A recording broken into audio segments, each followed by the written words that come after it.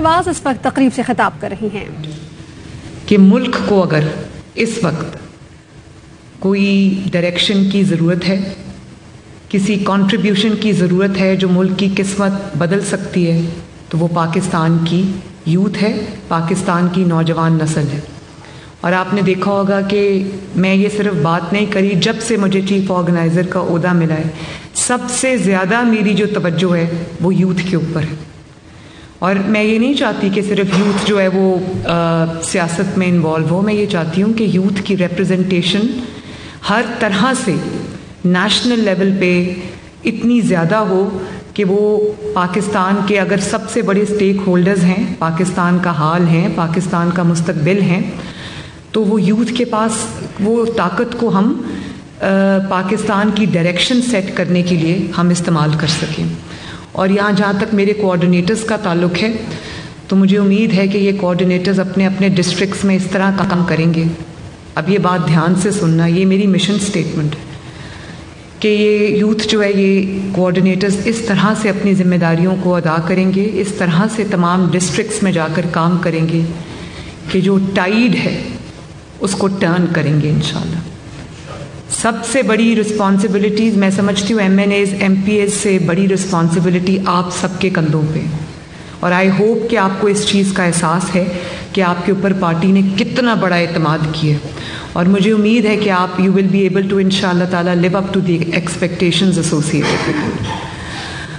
تو بات یہ ہے کہ اس وقت آپ یہ دیکھو کہ بہت بڑی پرسنٹیج یوتھ کی ہے پاپولیشن کے اندر اور بڑھتی جا رہی ہے، لیکن افسوس مجھے اس بات کا ہے کہ اس کو سیاسی ایندھن تو بنایا جاتا ہے لیکن اس کے مستقبل کے بارے میں کوئی نہیں سوچتا.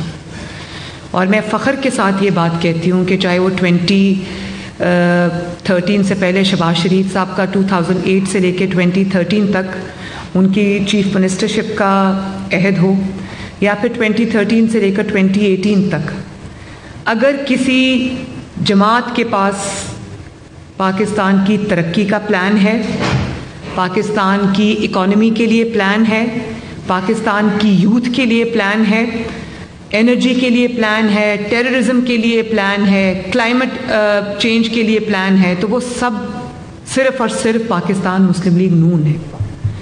اور آپ نے یہ دیکھا ہوگا کہ باقی جماعتیں بڑا دعویٰ کرتی ہیں کہ جی ہم یوتھ کو ریپرزنٹیشن دیں گے، یوتھ کی جماعت ہے، لیکن آپ مسلم لیگ نون کا جو کمپیریزن ہے وہ کریں دوسری جماعت کے ساتھ. میرا خیال ہے کہ اس وقت بھی، فیوچر کی میں بات نہیں کری، اس وقت بھی جو ینگ پارلیمنٹیرینز کی سب سے بڑی تعداد مسلم لیگ نون کے پاس ہے ماشاءاللہ. اور یہ مجھے میری نظر پڑ گئی، یہ ساتھ بیٹھا ہوا ہے قصور سے ایم این اے. ساتھ کتنی عمر ہے آپ کی؟ 31. اور یہ تب 25 کے تھے جب بنے تھے کیا؟ ہی واز 27 جب یہ ایم این اے بنے ماشاءاللہ قصور سے. ارادت آپ کی کیا ایج ہے؟ 33. اور آپ ایم این اے کب بنے تھے؟ 28 ایئرز میں. تو میرا خیال ہے کہ جتنی بڑی یوتھ کی پارلیمنٹیرینز کی تعداد پی ایم ایل این کے پاس ہے شاید کسی اور جماعت کے پاس نہیں ہے.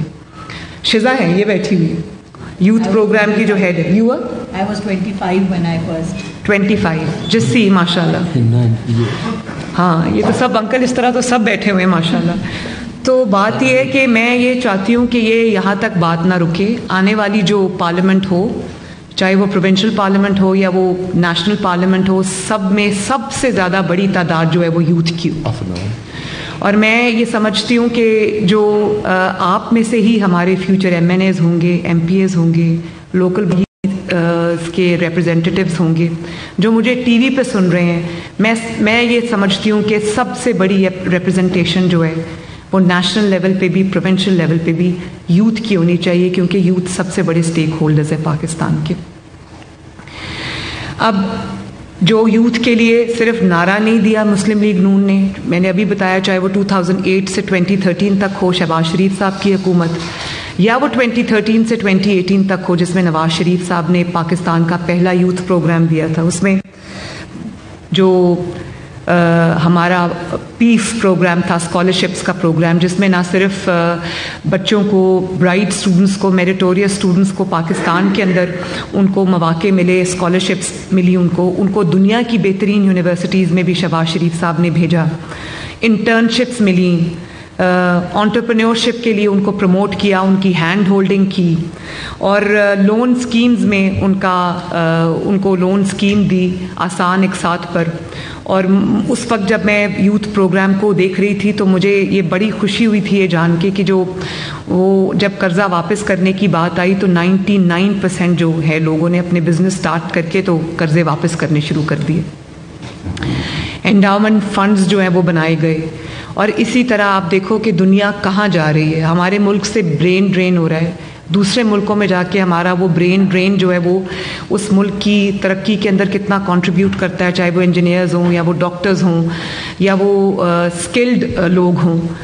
تو میں یہ چاہتی ہوں کہ پاکستان، بہت سارے نوجوان ایسے ہیں جو ملک میں پڑھ کر تعلیم حاصل کر کے اپنے ملک کی خدمت کرنا چاہتے ہیں، تو ان کے لیے وہ پروگرامز، ان کے لیے وہ اپرچونٹیز، ان کے لیے اس طرح کا کنڈیوسو انوائرمنٹ پرووائڈ کرنا حکومت کی ذمہ داری ہے، ہماری ذمہ داری ہے. صرف سیاسی ایندھن نہیں بنانا اپنے نوجوانوں کو، ان کو ڈائریکشن بھی دینی ہے، ان کو اپرچونٹیز بھی دینی ہے تاکہ وہ ہر چیز میں ایکسیل کر سکیں. چاہے وہ رورل یوتھ ہو، بہت بڑی تعداد 65% جو تعداد ہے وہ رورل یوتھ کی ہے، اور چاہے وہ اربن یوتھ ہو، سب کو ہم نے مین سٹریم کے اندر انکارپوریٹ بھی کرنا ہے، ان کو ایکول اپرچونٹیز ترقی کے لیے دینی ہے. اور اب دیکھیں آج کل ٹیکنالوجی کا زمانہ ہے، انفارمیشن ٹیکنالوجی کا زمانہ ہے، آئی ٹی کا زمانہ ہے. آپ بنگلہ دیش کو دیکھو، انڈیا کو دیکھو، میں بار بار یہ بات کہ وہ کہاں نکل گئے ٹیکنیکل سٹارٹ اپس میں، انکیوبیٹرز میں، اور جو یہ ٹیکنالوجی بیس سولوشنز ہیں. ہمارے پاس اتنی بڑی ورک فورس ہے، اتنی بڑی ورک فورس ہے. ہمیں اس ورک فورس کو ٹیکنالوجی بیسڈ ورک فورس میں تبدیل کرنے کی ضرورت ہے تاکہ ہمارے ملک میں بھی ان کے لیے اپرچونٹیز ہوں، اور اگر وہ ملک سے باہر جا کے اپنا نام بنانا چاہتے ہیں، اپنا بریڈ اینڈ بٹر ارن کرنا چاہتے ہیں، تو ہاتھوں ہاتھ ان کو وہاں پر لیا جائے. اور آج کل فری لانس جو ورک ہے اس کا زمانہ ہے، اس کے لیے ہمیں لوگوں کو ٹرین کرنا ہے، ٹیکنیکل ایکسپرٹیز ان کو دینی ہے، ان کی ہینڈ ہولڈنگ کرنی ہے، ان کے ٹریننگ سیشنز کرنے ہیں، چاہے وہ ٹیفٹا کے تھرو ہو یا وہ دوسری کیا ہے نیفڈیک ہو، کوئی بھی ہو. ایگریکلچر پاکستان کی جو اکانومی ہے وہ ایگرو بیسڈ اکانومی ہے، اس میں جو ٹیکنالوجی بیسڈ ایگریکلچر ہے، بایو ٹیکنالوجی ایگریکلچر ہے، کلائمیٹ ریزیلینٹ ایگریکلچر ہے، فوڈ پروڈکشن ہے، اور ایگریکلچر ہے، لائیو اسٹاک ہے، انٹرپرینورشپ ہے. اس میں چاہے وہ ڈیری کی پروڈیوس ہو، آپ کی ویجیٹیبلز ہو، فروٹس ہوں، میٹ ہو، پیکیجنگ ہو، اس کی ایکسپورٹ ہو، اور یا آن لائن مارکیٹنگ ہو. میرا خیال ہے کہ اس میں ہم نہ صرف اپنی پروڈکشن کو، اپنی ییلڈز کو بڑھا سکتے ہیں اگر ہم ٹیکنالوجی بیس سولوشنز کے اوپر جائیں گے اور یوتھ کو وہ راستہ دکھائیں گے، ان کو ہیلپ کریں گے، بلکہ ہم جو اپنی مارکیٹنگ ہے اور دنیا بھر میں جو ہم اپنی ایکسپورٹ ہے اس کو کس حد تک بڑھا سکتے ہیں. Sky is the limit. اور میں یہ بھی سمجھتی ہوں کہ جو نیشنل ڈسیجن میکنگ پروسیس ہے، اب یہ بات بہت دھیان سے سننے والی، اس میں یوتھ کا بہت بڑا ہاتھ ہونا چاہیے.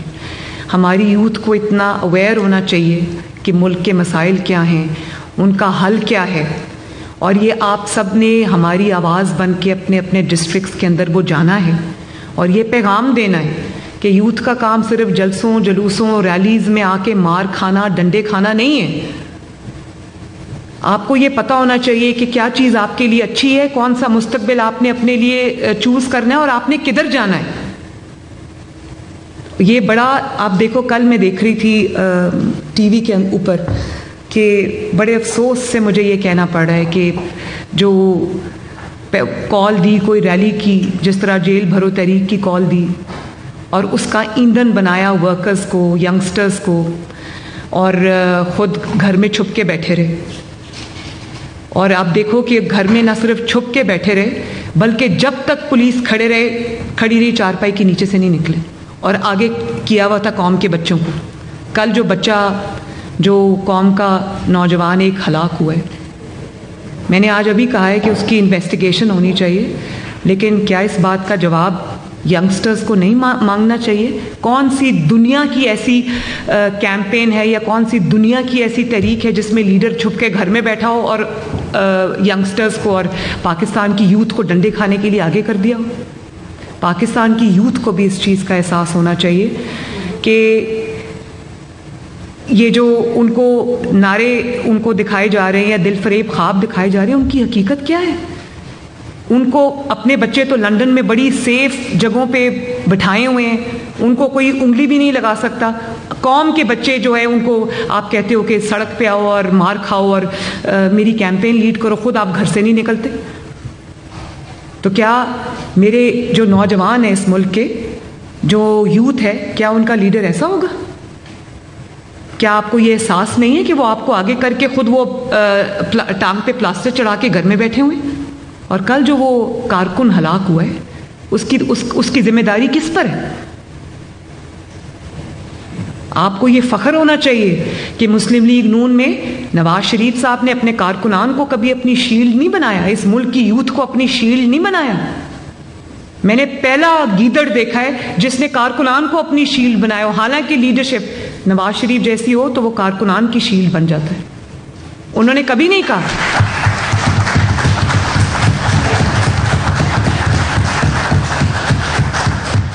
یہ ہوتا ہے شیر اور گیدڑ میں فرق، یہ ہوتا ہے لیڈر اور گیدڑ میں فرق.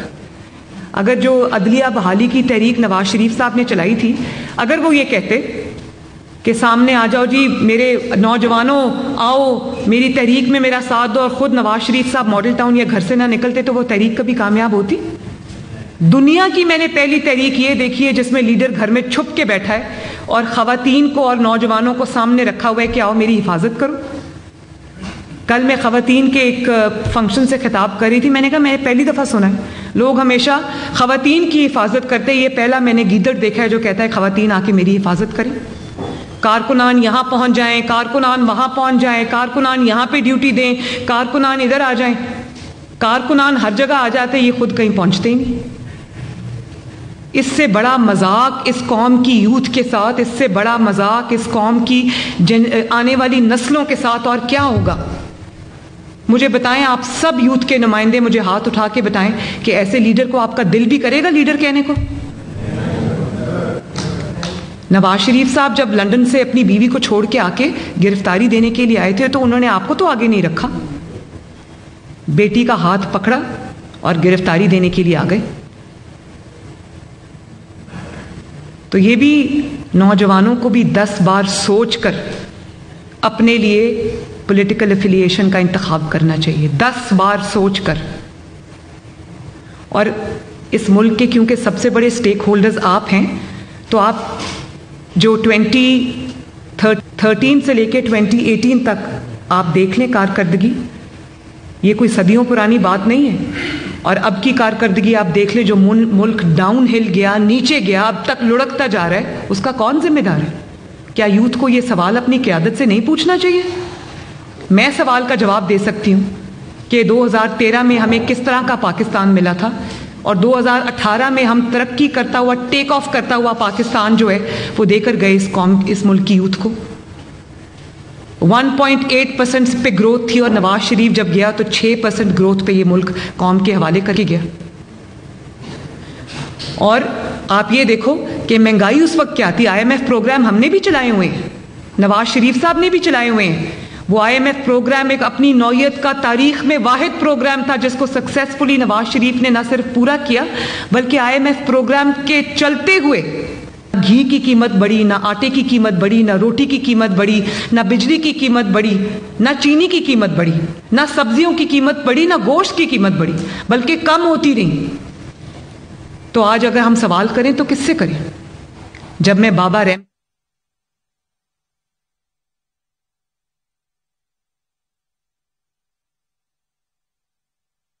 کی قوم کے سب سے بڑے مجرم اور پاکستان کی یوتھ کو یہ ڈیمانڈ کرنی چاہیے کہ ان ملزموں کو، مجرموں کو ان کے کیفر کردار تک پہنچایا جائے. اس ملک میں انصاف ہوگا اس ملک میں اہل قیادت ہوگی تو یہ ملک آگے چلے گا، ورنہ یہ ملک آگے نہیں جا سکتا، یہ ملک پیچھے کو جائے گا. دنیا آپ دیکھو، بنگلہ دیش ہم سے آگے نکل گیا، اور ہم کیا کر رہے ہیں؟ اور ہمارے ملک میں ایک شخص کھلے عام فتنہ پھیلا رہا ہے، انتشار پھیلا رہا ہے، فساد پھیلا رہا ہے، اس کو ہر قسم کی اجازت ہے، دن دناتا پھر رہا ہے. تو جب میں یہ بات کرتی ہوں نوجوانوں، جب میں یہ بات کرتی ہوں کہ اس ملک میں پہلے حساب کتاب ہوگا، پہلے انصاف ہوگا، پھر انتخاب ہوگا، تو کیا میں غلط بات کرتی ہوں؟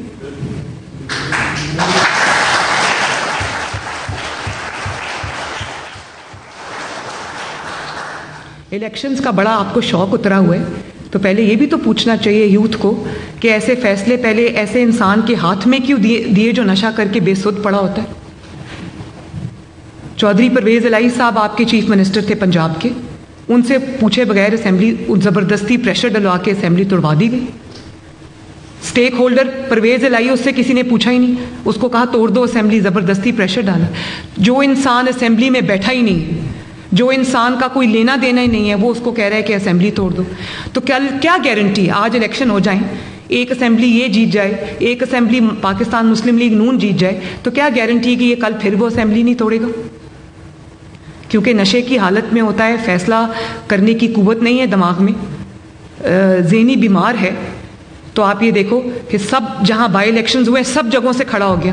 اور جب بائی الیکشنز، قوم کا پیسہ لگتا ہے ان بائی الیکشنز میں، مفت بائی الیکشنز نہیں ہوتے. میں اگر پرائم منسٹر ہوں تو میں سب سے پہلے اس کو کہوں کہ یہ پیسے ادھر رکھو نا جو پہلے قوم کے لگوائے ہیں. یہ آپ کے والد صاحب کا پیسہ نہیں ہے، یہ اس قوم کا پیسہ ہے. یہ 22 کروڑ عوام کا جیتا جاگتی عوام کا ملک ہے، محنت کرتی ہوئی عوام کا ملک ہے. یہ کوئی بچوں کا کھیل نہیں ہے. جب دل کیا اسمبلی توڑ دی، جب دل کیا سائفر کا رونا رو دیا، اس کے سائفر کی آڑ میں نیشنل اسمبلی آف پاکستان توڑ دی، اور آج اسی اسمبلی میں واپس جانے کے لیے دن رات منتیں کر رہے ہیں. یہ تضاد دیکھیں ذرا، اور یہ تضاد نہیں ہے، یہ منشیات زدہ دماغ کے فیصلے ہیں. تو یہ عدلیہ کو بھی، کس انسان کے جس کا صبح فیصلہ کچھ ہوتا ہے، دوپہر کو کچھ ہوتا ہے، شام کو کچھ ہوتا ہے، اپنے لوگوں کو کہتا ہے باہر نکلو، خود گھر میں بیٹھا ہوتا ہے. اور پھر وہ جو کل پی ٹی آئی کا کارکن ہلاک ہوا، کل میرا دل خون کے آنسو رویا جب میں نے رات کو وہ تصویر دیکھی. نوجوانوں میں آپ سے مخاطب ہوں، وہ تصویر دیکھی جب اس نوجوان کے باپ کو، والد کو، عمر رسیدہ والد کو زمان پاک بلایا افسوس کرنے کے لیے. وہ سائیڈ پہ اس طرح بیٹھا ہوا تھا جیسا وہ ان کا کوئی پیڈ ملازم ہوتا ہے. وہ اس کا بچہ ہلاک ہوا ہے، اس کا بچہ جان سے گیا ہے، اور اس کو بلا، اور ٹانگ پہ ٹانگ رکھی ہوئی تھی، جوتے کا منہ اس بزرگ کی طرف تھا. میں نے کسی بھی سیاسی کارکن کی اس سے بڑی تذلیل نہیں دیکھی، اس سے بڑی تذلیل میں نے نہیں دیکھی. تو جو اپنے کارکنوں کو، اس کے والدین کو جو یہ عزت دیتا ہے، اس نے ملک کے نوجوان کو کیا عزت دینی ہے؟ یہ سوال اٹھتے ہیں نا. 10 نیشنل اسمبلی کی سیٹ سے کھڑا ہو جاتا ہے، الیکشن جیت کے وہ سیٹس چھوڑ دیتا ہے.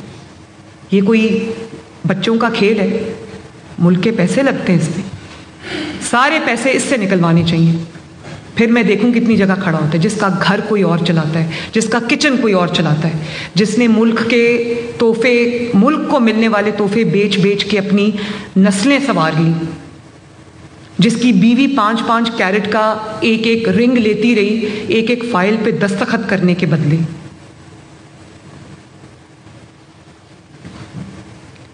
جس نے 4 سال میں سوائے پیسہ بنانے کا اور کچھ نہیں کیا.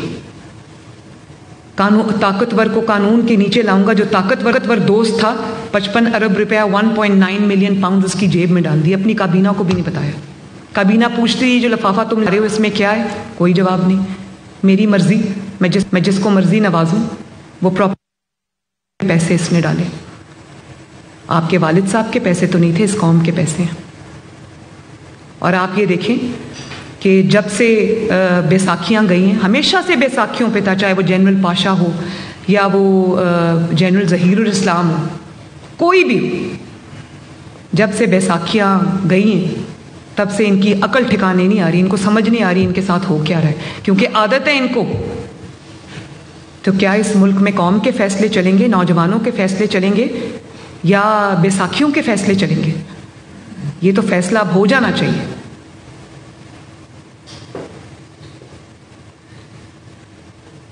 یہ جو میں بات کرتی ہوں کہ پیرے ترازو کے دونوں پلڑے برابر ہوں گے، اس کے اوپر پاکستان کا مستقبل بیس کرتا ہے۔ نوجوانوں، اس کے اوپر آپ کا مستقبل بیس کرتا ہے۔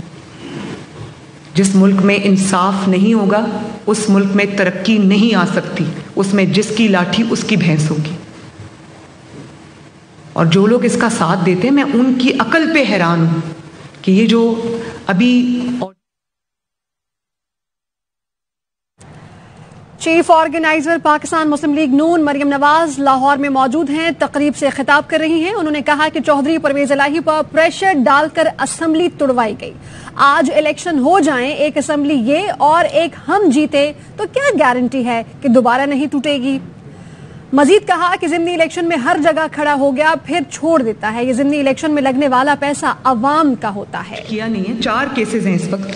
ایک ٹیرین خان کا کیس ہے، کیا وہ کیس سچ نہیں ہے؟ مجھے بتائیں، کیا وہ کیس سچ نہیں ہے؟ جمائمہ خان اون کرتی ہے، اس کو یہ اون نہیں کرتا اپنی بیٹی کو، اس کو اپنی بیٹی سے زیادہ اپنی سیاست عزیز ہے۔ میری 2 بیٹیاں، میں سوچ نہیں سکتی کہ میں اپنی بیٹیوں کو ان کا حق نہ دوں اور میں کسی اور سیاسی فائدے کو کے لیے اپنی بیٹیاں قربان کر دوں۔ ہر باپ اس چیز کے ساتھ ریلیٹ کرتا ہے، ہر ماں اس چیز کے ساتھ ریزونیٹ کرتی ہے، ہر بھائی اس چیز کے ساتھ ریزونیٹ کرتا ہے۔ آپ کو اپنی سیاست پیاری ہے، اپنی بیٹی کو کہ مجرم ہے آپ، وہ آپ کا نام نہیں لے سکتی، آپ اس کا نام نہیں لے سکتے، سوچو اس سے بڑی بدقسمتی کیا ہوگی۔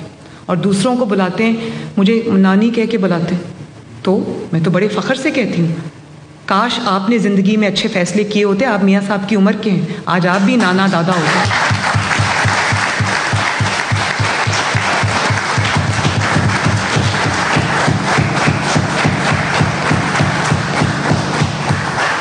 کیا سبق دے رہے ہیں قوم کے نوجوانوں کو؟ میں کسی کی ذاتی زندگی میں نہیں جانا چاہتی، مگر یہ کیس اس وقت اسلام آباد ہائی کورٹ میں ہے۔ یہ بات اپنی بیٹی چھپانے کا نہیں، یہ بات ہے کہ آپ نے اپنی بیٹی کے بارے میں قوم سے جھوٹ بولا، آپ نے اپنے ووٹرز سے جھوٹ بولا، آپ نے قوم کے نوجوانوں سے جھوٹ بولا، آپ نے ان کو اتنی عزت کے قابل نہیں سمجھا کہ آپ ان سے سچ بولیں۔ تو جواب تو دینا پڑے گا۔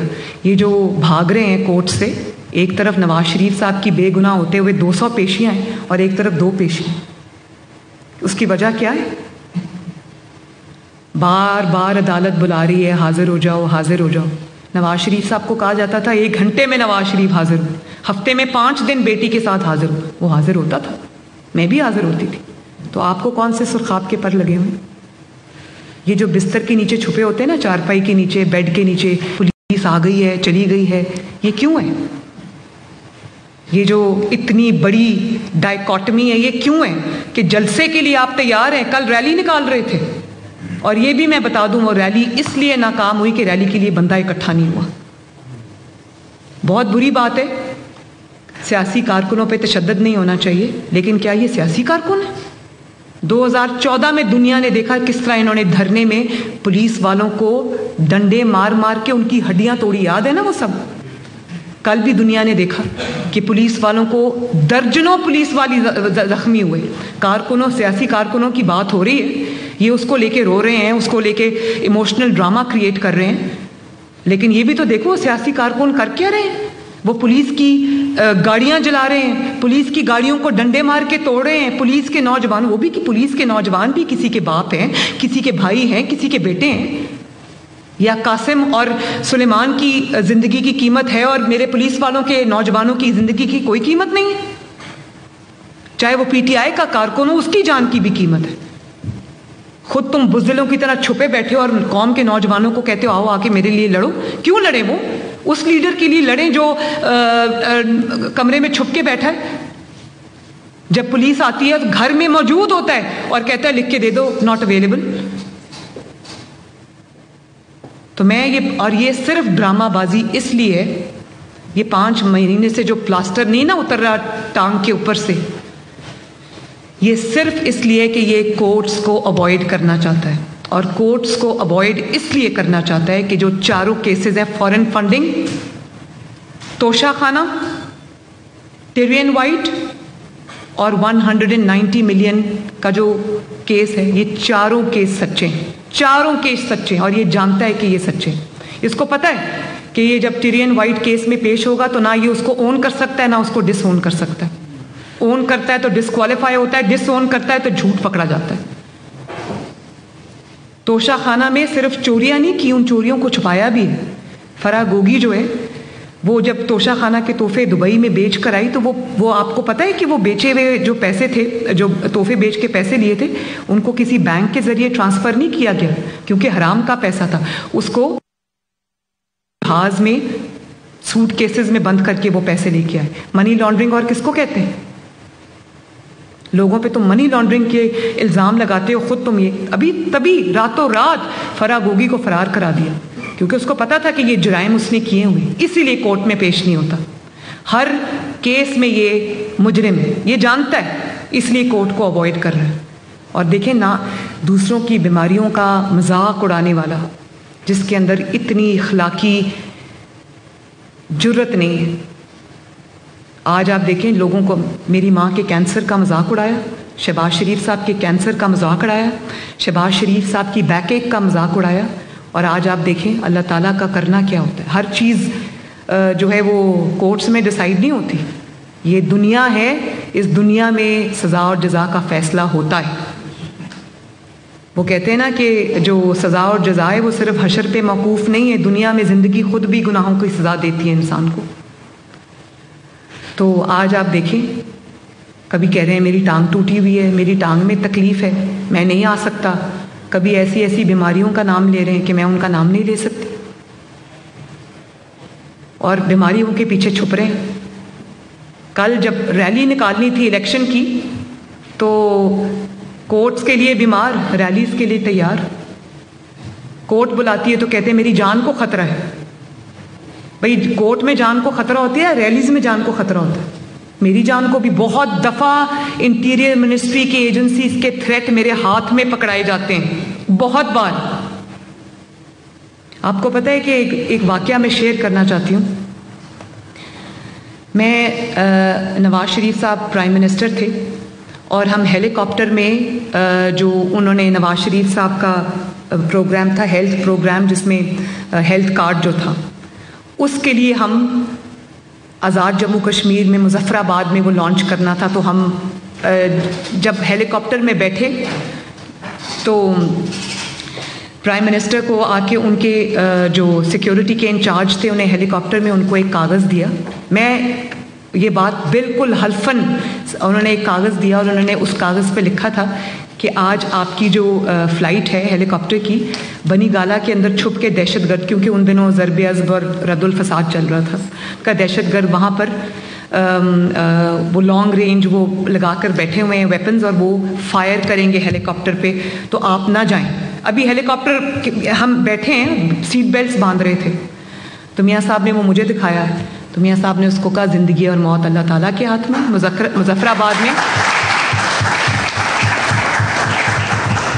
مظفر آباد میں عوام میرا انتظار کر رہی ہے، آپ راستہ بدل لیں لیکن میں جاؤں گا. یہ ہیلی کاپٹر کو ابھی ٹیک آف کرائیں. ایسا ہوتا ہے لیڈر. اور یہ جس وقت کورٹ میں جانا ہو اس وقت میری جان کو خطرہ ہے. بھئی ریلیز میں جان کو خطرہ نہیں. ابھی میں نے ڈی جی خان جانا تھا، رانا ثناء اللہ صاحب نے مجھے نہیں جانے دیا. انہوں نے کہا وہاں پر دہشت گردی کا الرٹ آیا ہوا ہے. تو سب سے زیادہ خطرہ تو جان کا ریلیز میں ہوتا ہے، جلسوں میں ہوتا ہے، کیونکہ وہاں آپ ایکسپوزڈ ہوتے ہیں. آپ کو نہیں پتا کہ 5,000 10,000 15,000 کے جو مجمع ہے اس میں کون ٹیررزم کا کوئی آ گیا ہے، کوئی خود کو حملہ آور آ گیا ہے، یا کسی کے پاس کوئی ویپن ہے. مجھے اچھی طرح یاد ہے، ابھی پنڈی میں میرا کنونشن تھا تو وہاں سے ایک اسلحہ بردار شخص پکڑا گیا، اس کی جیب میں پستول تھی. میں تو نہیں ڈری. زندگی موت اللہ تعالیٰ کے ہاتھ میں. لیڈرز کو جان ہتھیلی پہ ٹھیک ہے احتیاط ضروری ہے، لیکن احتیاط کا مطلب یہ نہیں کہ اس کو ڈھال بنا کے تو آپ اپنے احتساب سے بھاگ جائیں. تو یہ سب چیزوں کو مد نظر رکھ کے یہ فیصلے پاکستان کی یوتھ کو بہت سمجھداری سے کرنے.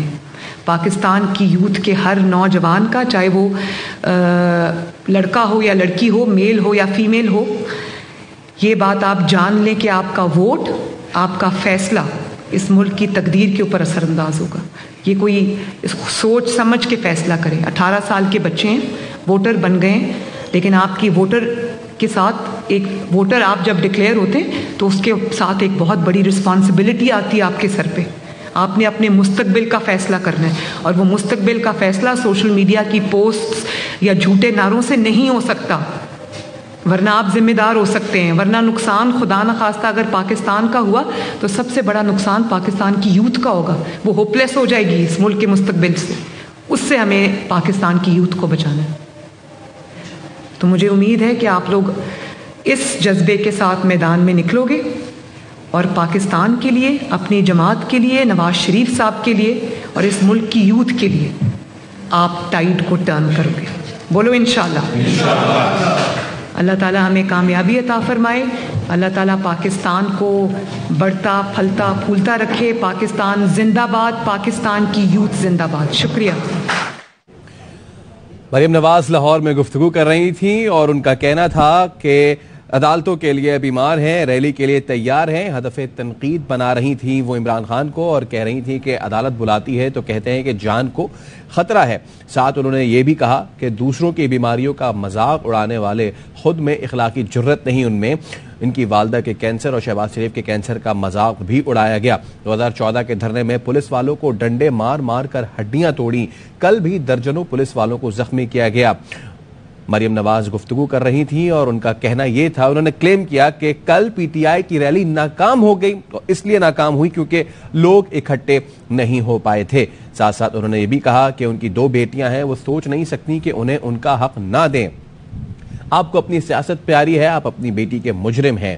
اور انہوں نے یہ بھی کہا کہ اس سے زیادہ بدقسمتی کیا ہوگی کہ آج آپ اور بیٹی ایک دوسرے کا نام نہیں لے سکتے. مریم نواز گفتگو کر رہی تھیں اور ان کا کہنا تھا کہ نوجوان کے عمر رسیدہ والد کو زمان پارک بلایا گیا اور ایک کونے پر بٹھا دیا. ٹانگ پر ٹانگ رکھ کر جوتی کا منہ بھی اس والد کی طرف تھا. جو کارکنان اور ان کے والدین کو یہ عزت دیتا ہے وہ قوم کے لیے کیا کرے گا. 10 سیٹوں سے کھڑے ہو جاتے ہیں اور الیکشن جیت کر سیٹ بھی چھوڑ دیتے ہیں. الیکشن کے سارے پیسے اس شخص سے نکلوانے چاہیے, پھر دیکھتی ہوں کیا کرتے ہیں. مریم نواز گفتگو کر رہی تھیں اور اس پہ وہ ہدف تنقید بنا رہی تھی P T I chairman Imran Khan کو, جس میں ان کا کہنا تھا کہ وہ اپنی بیٹی کو کلیم نہیں کرتے. اور انہوں نے یہ بھی کہا کہ وہ عزت جمائمہ کی جو کلیم کرتی ہیں, انہوں نے یہ بھی کہا کہ وہ نانی کہلائی جاتی ہیں, انہیں نانی کہتے ہیں. اور آپ بھی نواز شریف کی عمر کے ہیں, اچھے فیصلے کرتے تو نانا دادا ہوتے. چیئرمین تحریک انصاف کو وہ بنا رہی تھی ہدف تنقید.